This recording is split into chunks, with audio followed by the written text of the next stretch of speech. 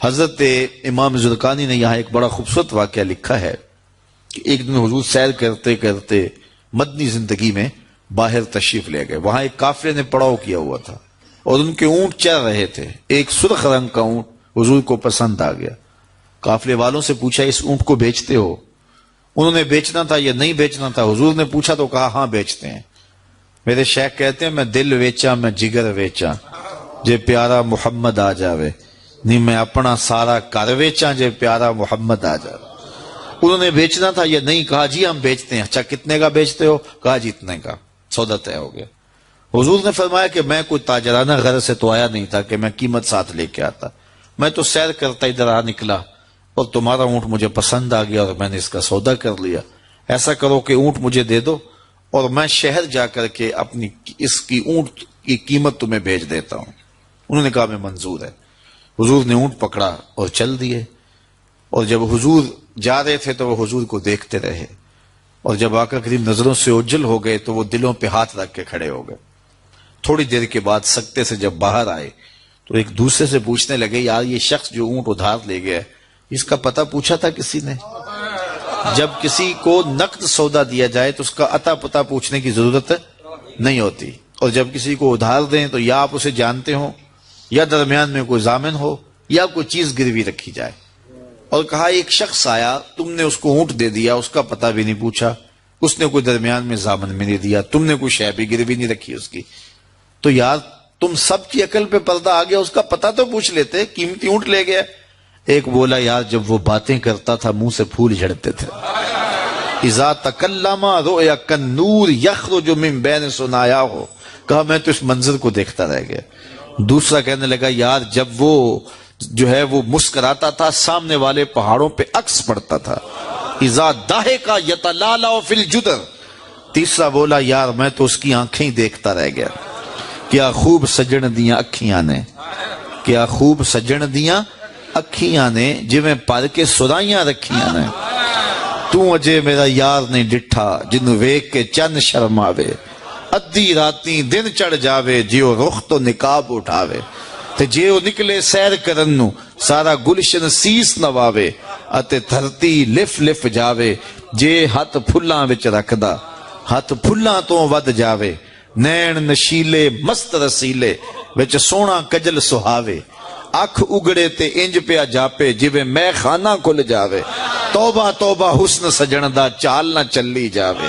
بجلی ڈردی لشک نہ مارے متا بے ادبی ہو جاوے. تے جے او کھولے پیچ زلف دے اتے راہی راہ پل جاوے. توبہ توبہ حسن سجن دا چال نہ چلی جاوے. علم خدا نے اینا دتا عقلاں وچ نہ آوے. عقل خدا نے اینی دتی علماں وچ نہ آوے. کی اعجاز نظر وچ او دی جو آوے وک جاوے. خلق او دے نے مولئی دنیا کوئی ورلائی جان بچاوے. آزم ایڈا سونا ماہی سانو کدرے نظر نہ آوے.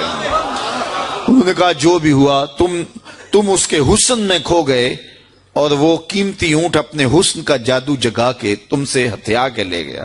امام زرقانی لکھتے ہیں جب انہوں نے یہ کہا نا کہ قیمتی اونٹ ہتھیا کے لے گیا تو اب تک خاموش بیٹھی خیمے کے پردے کی اوٹ میں بیٹھی قافلے کے سردار کی بیوی نے خیمے کا پردہ سرکایا اور ان سے مخاطب ہو کے بولی انا ضامنۃ لسامان جمالکم لا یغدر بکم.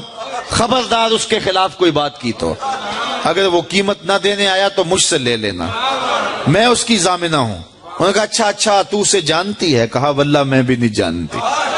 تو کہا پھر ضمانت کیسے دے رہی ہے؟ کہا جب تم سودا کر رہے تھے خیمے کی اوٹ سے میں نے اس کا چہرہ دیکھا تھا اور جس کا چہرہ اتنا سونا ہو وہ جھوٹ بول ہی نہیں سکتا ہے. تھوڑی دیر گزری تو حضور کے غلام آ گئے کہ کون ہیں لوگ جن سے ہمارے آقا نے اونٹ خریدا تھا؟ انہوں نے کہا جی ہم لوگ ہیں. کہا یہ حضور نے کھجوریں تمہاری ضیافت کے لیے بھیجی ہیں اور یہ تمہاری قیمت ہے. انہوں نے کہا قیمت بعد میں دینا, ہم تو خود بک گئے ہیں, ہمیں پہلے بتاؤ وہ پیارا رہتا کہاں ہے. تو کہا یہ نخلستان مدینہ جو سامنے دکھائی دیتا یہی ڈیرے ہیں اس محبوب کے. تو امام زرقانی لکھتے ہیں سارا قبیلہ, اس قبیلے کا نام تھا وفد طارق, وہ سارے کا سارا وفد طارق اٹھا اور مدینہ المنورہ پہنچا اور حضور کے قدموں میں جا کے بیٹھ گیا. تیری تک کے ادامہ میں مرید ہو گئے. تو چہرہ اتنا خوبصورت تھا، اللہ اکبر، دیکھنے والے کہا کرتے ہیں اللہ اللہ، یاد آتا ہے خدا دیکھ کے صورت تیری۔ تو کسی سے اگر پیار اس لیے کیا جاتا ہے کہ وہ سونا بڑا ہے، تو پھر آؤ نا اس سے پیار کیجئے جو اتنا سونا ہے کہ پیر مہر علی بول کے کہنے لگے، مکھ چند بدر شاہ شانی ہے، متھے چمک دی لاٹ نورانی، کالی زلف تے اکھ مستانی ہے، مخمور مد بھریاں۔ اعلیٰ حضرت بریلی سے بول رہے ہیں، ذرا لہجہ دیکھیے کتنا خوبصورت ہے۔ بلبل نے گل ان کو کہا، بلبل کی منتہائی پرواز تو یہ ہے کسی کو پھول کہتے، وہ پھول سے آگے تو سوچ نہیں سکتی، لیکن اس نے بھی پھول کہہ دیا۔ بلبل نے گل ان کو کہا، کمری نے سروے جاں فضا، حیرت نے جھنجھلا کے کہا یہ بھی نہیں وہ بھی نہیں، خورشید تھا کس زور پر کیا بھڑ کے چمکا تھا کمر، بے پردہ جب وہ رخ ہوا یہ بھی نہیں وہ بھی نہیں۔ وہ حسن دیا اللہ نے اپنے محبوب کو۔ تو کسی سے اگر اس لیے پیار کیا جائے کہ وہ سونا بڑا ہے، تو مجھے بتاؤ کہ حضور جیسا سونا زمانے میں کوئی ہو سکتا ہے؟ اللہ اکبر، سارے حسن حضور کے قدموں سے پھوٹتے ہیں۔ اور مجھے اتنا اچھا لگتا ہے یہ شعر اعظم چشتی مرحوم کا کہ اس نے پتہ نہیں کہاں بیٹھ کے یہ شعر لکھ دیا کہ سمجھا نہیں ہنوز میرا عشق بے ثبات، سمجھا نہیں ہنوز میرا عشق بے ثبات، تو کائنات حسن ہے یا حسن کائنات، تو کائنات حسن ہے یا حسن کائنات۔ تو اگر کسی سے اس لیے پیار کیا جاتا ہے کہ وہ خوبصورت بہت ہے، تو پھر بتاؤ حضور کے حسن، یاد حضور کے چہرے کا جمال اور رنگ اور شان تو پھر حضور کا چہرہ ہے نا۔ حضرت میمونہ بنت کردم رضی اللہ تعالیٰ عنہ فرماتی ہیں کہ مجھے حضور کی زیارت کا شوق ہوا تو میں اپنے والد گرامی کے ساتھ حضور کی زیارت کے لیے حجۃ الوداع کے موقع پہ میں حج کے لیے گئی، اور حضور سواری پہ بیٹھے تھے اور میں اپنے والد گرامی کے ساتھ حضور کی قربت حاصل کرنے کے لیے اور حضور کی زیارت کے لیے پہنچی۔ حضور کے چمکتے چہرے پر نظر جم نہ سکتی تھی اور میرے میں ہمت نہ ہوئی کہ میں حضور کے چہرے کو دیکھ سکوں۔ تو حضور سواری پہ بیٹھے تھے تو میں حضور کے پاؤں کو دیکھنے لگی۔ فرماتی ہیں کہ حضور کے انگوٹھے کے ساتھ والی جو انگلی تھی اس کا قد باقی انگلیوں کی مناسبت سے لمبا تھا۔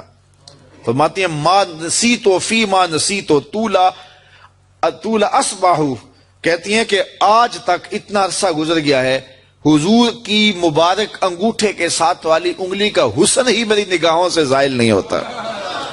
یار جس کی انگلی اور جس کے پاؤں کا حسن اتنا ہے، اس کے چہرے کی جمال کی کیفیت کیا ہوگی؟ وہ کسی شاعر نے کہا تھا نا کہ قدموں پہ جبیں کو رہنے دو، چہرے کا تصور مشکل ہے۔ قدموں پہ جبیں کو رہنے دو، چہرے کا تصور مشکل ہے، جب چاند سے روشن ایڑی ہے رخسار کا عالم کیا ہوگا؟ جب چاند سے روشن ایڑی ہے رخسار کا عالم کیا ہوگا؟ تو حضور علیہ السلام کے حسن اور حضور کے جمال کی وجہ سے اگر پیار کیا جائے تو پھر مجھے بتاؤ کہ حضور علیہ السلام سے بڑھ کر کائنات میں حسین کون ہو سکتا ہے، خوبصورت کون ہو سکتا ہے؟ تو اس لیے ہماری محبتیں اور ہماری عقیدتیں حضور کی بارگاہ میں دست بستہ حاضر ہوں۔ اب کسی سے اگر پیار کر لیا جائے تو اس پیار کے تقاضے کیا ہیں؟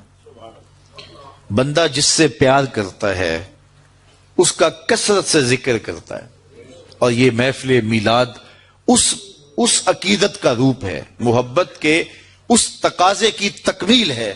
بندہ جس سے پیار کرتا ہے اس کا کثرت کے ساتھ ذکر کرتا ہے، اس کا جی چاہتا ہے کہ اس کا تذکرہ چھڑا رہے، اس کی باتیں ہوتی رہیں۔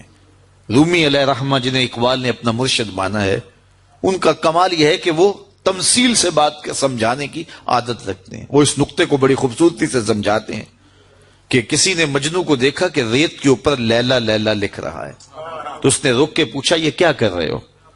تو گفت مشق نام لیلا می کنم خاطر خود را تسلی می دہم، اس نے کہا اپنے محبوب کا نام لکھ لکھ کے دکھی دل کو قرار دے رہا ہوں۔ تو رومی کہتے ہیں کہ اگر مجنو کو لیلا کا نام تسکین دیتا ہے تو امتی کو حضور کا نام تسکین نہیں دیتا۔ اور میں تو کہا کرتا ہوں میں خانہ سہارا دیتا ہے نہ جام سہارا دیتا ہے، ہم کو تو مدینے والے کا ایک نام سہارا دیتا ہے. ٹھنڈ پڑ جاتی ہے سینے میں جب کسی کے لبوں پہ اس مبارک نام کا چراغاں ہوتا ہے. تو جس سے پیار کیا جاتا ہے اس کا کثرت سے ذکر کیا جاتا ہے.